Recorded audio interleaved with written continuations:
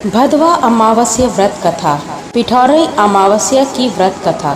अमावस्या को पितरों का दिन माना जाता है और शास्त्रों के अनुसार अमावस्या के दिन पितरों का तर्पण किया जाता है। अमावस्या के दिन गरीब लोगों को भोजन और धन आदि का दान किया जाता है। ऐसा करने से आपके पितरों को शांति मिलती है और इसके साथ ही भाद्रपद माह की अमावस्या तिथि की कथा सुनने से भी आपको पितृ ऋण से मुक्ति मिलती है। तो आइए जानते हैं भाद्रपद अमावस्या की कथा। एक गांव में एक ब्राह्मण और ब्राह्मणी रहते थे। वे दोनों भगवान के भक्त थे। उनके घर में सब कुछ था, लेकिन उनके कोई संतान नहीं थी और वे दोनों संतान न होने से बहुत दुखी रहते थे। एक दिन ब्राह्मण ने ब्राह्मणी से वन में तपस्या करने के लिए जाने को कहा और वह ब्राह्मण भगवान पर भरोसा करके वन में चला गया। जंगल में जाकर वह ब्राह्मण तप करने लगा और उसे तप करते हुए बहुत वर्ष बीत गए। इस दौरान एक दिन उसे वैराग्य हो गया और उसने सोचा कि अब अपना जीवन समाप्त कर लो। ऐसा विचार कर वह अपना जीवन समाप्त करने के उद्देश्य से एक पेड़ की डाली पर फांसी का फंदा बनाकर मरने को तैयार हो गया।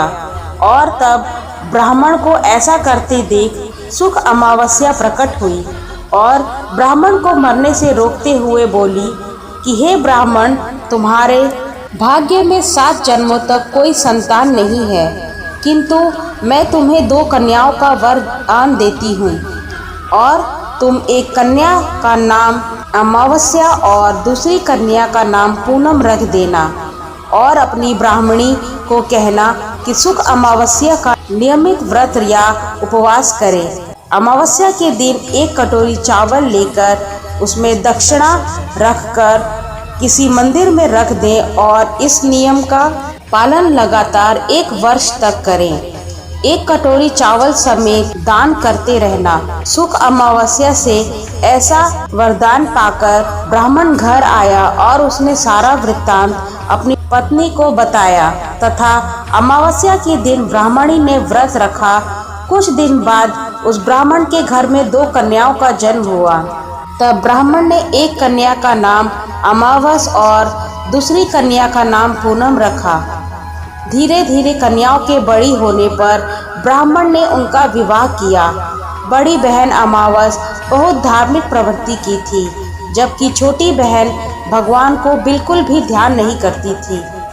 बड़ी बहन के घर में तो सुख, समृद्धि और वैभव के भंडार भरपूर थे, पर छोटी बहन पूनम के दुख कम नहीं थे। जब बड़ी बहन अमावस को छोटी बहन के बारे में सब मालूम हुआ कि उसकी बहन दुखी है, तब अमावस्या गाड़ी में सामान भरकर छोटी बहन के घर आई और कहा कि छोटी बहन पूनम, सुख अमावस का व्रत तुम भी करो और पूजा करके उपवास करो। ऐसा करने से तुम्हारे घर में सुख समृद्धि का भंडार भर जाएगा। 1 वर्ष तक चावल का कटोरा भरकर दक्षिणा समेत दान करो। पूनम ने ऐसा ही किया तो कुछ दिन बाद उसके भी घर में धन धान्य और संतान की प्राप्ति होने लगी। इस प्रकार जो भी सुख अमावस्या का व्रत विधि पूर्वक करता है, उसके घर में भंडार सुख अमावस की कृपा से भर जाता है।